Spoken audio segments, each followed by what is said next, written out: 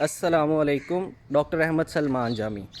آج ہمارے پاس ایک ماں جی تشریف لائیں او پی ڈی کے اندر، جنہیں شدید کھانسی تھی۔ سادہ لفظوں میں بتاؤں تو جو ان کے الفاظ تھے کہ ڈاکٹر صاحب اتھو چھڑ جاتا ہے، جس کے بعد کھانسی شدید آتی ہے اور بے چینی ہوتی ہے۔ اچھا، صرف اتنی سی بات کر کے مریض خاموش ہو گئیں۔ میں نے ان کی طرف دیکھا تو ان کے پاس آگے الفاظ نہیں تھے۔ تو اس کے بعد ہم نے ان کا معائنہ کیا، ان کی چھاتی کا معائنہ کیا، گلے کا معائنہ کیا، ناک کا معائنہ کیا۔ سارا معائنہ کرنے کے بعد پھر ہم نے ان سے 4 چیدہ سوال پوچھے، جن کے انہوں نے جواب دیے۔ سوال کیا تھے؟ سوال یہ تھے، کیا آپ کا سانس پھولتا ہے؟ جی پھولتا ہے۔ کیا آپ جب سانس لیتی ہیں تو کسی خاص وقت میں سیٹی کی آواز آتی ہے؟ جی آتی ہے۔ کیا آپ کی چھاتی جکڑی ہوئی محسوس ہوتی ہے؟ جی جکڑی ہوئی محسوس ہوتی ہے۔ کیا آپ کو کھانسی کسی دن میں خاص وقت پہ آتی ہے؟ انہوں نے جواب دیا، رات کے وقت اتنی زیادہ کھانسی آتی ہے کہ سونا بحال ہو جاتا ہے، اور اس کے علاوہ اکثر انہیں صبح کے وقت بھی کھانسی شدید آتی ہے۔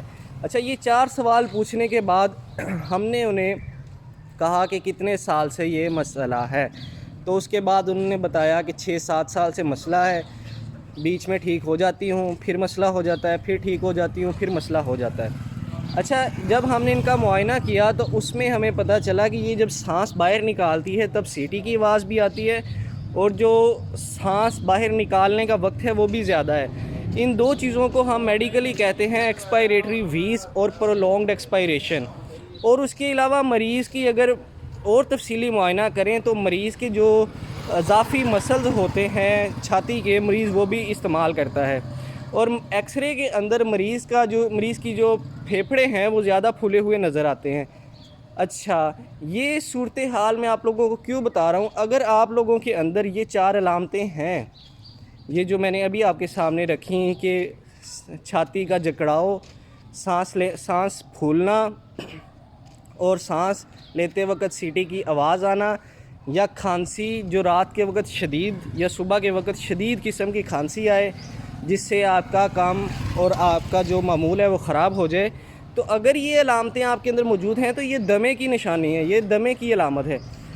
تفصیل سے بتاتا چلوں کہ دمے کی 6 سے 7 اقسام ہوتی ہیں، جس کے اندر سب سے پہلی اور سب سے کامن کاز جو ہے وہ ہے الرجک ایستھما، یعنی کہ کسی ایسی چیز سے مسئلہ ہوتا ہے آپ کو جس کے اندر جسم قوت مدافعت کے ذریعے لڑتا ہے، اس سے آپ کا جسم رسپانس کرتا ہے، تو اس کی وجہ سے آپ کے جو چھاتی ہے یہ جکڑنا شروع ہو جاتی ہے یا محسوس ہوتی ہے۔ اس کے علاوہ نون الرجک ایستھما ہو سکتا ہے، یہ عموماً جوان مریضوں کے اندر ہوتا ہے، اور اس کو انفیکشن، سردی یا پریشانی کی وجہ سے یہ ایستھما ہو سکتا ہے۔ ایک ایستھما کی قسم ہے ایکسرسائز انڈیوسڈ، یعنی کہ جب انسان ورزش کرتا ہے تب بھی اس کو، بعض لوگوں کو ورزش کرتے وقت بھی بہت زیادہ سانس پھولتا ہے، اسے کہتے ہیں ایکسرسائز انڈیوسڈ برونکو کنسٹرکشن۔ کچھ لوگوں کا کاروبار اس طرح ہوتا ہے، جس طرح فیکٹریز کے اندر کام کرتے ہیں، کیمیکل کی فیکٹریز ہوتی ہیں، گیسوں کی فیکٹریز۔ اب میرے پاس سعودی عرب کے بہت سے پیشنٹ آتے ہیں جو ارامکو کی ریفائنری کے اندر کام کر رہے ہیں، اور انہیں یہ مسئلہ ہے۔ اچھا، اس کے بعد ایسپرین انڈیوسڈ ہو سکتا ہے یا کف ویریئنٹ ہو سکتا ہے۔ اب اس کی تشخیص کیسے کی جاتی ہے؟ ایک تو یہ کلینکل کرائیٹیریا تھا جو میں نے پوچھا اور پوچھ کے تشخیص کر دی۔ اگر آپ نے مزید کرائیٹیریا کنفرم کرنا ہو تو اس کے لیے چیسٹ ایکس رے کروایا جاتا ہے، اور تشخیص کے لیے اسپائرومیٹری ٹیسٹ ہوتا ہے۔ اس کے علاج کے لیے سب سے کامن چیز یہ ہے کہ جب آپ نے اس کا علاج کروانا ہے تو سب سے پہلے اس چیز کو ڈھونڈنا ہے جو یہ وجہ کر رہا ہے، یعنی کہ جو دمے کی وجہ بن رہا ہے آپ نے اسے اپنی زندگی سے نکالنا ہے، ٹھیک ہے۔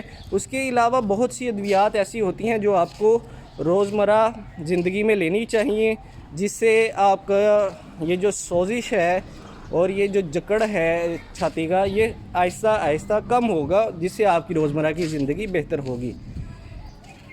ڈاکٹر احمد سلمان جامی کو اجازت دیں، بہت شکریہ، اللہ حافظ۔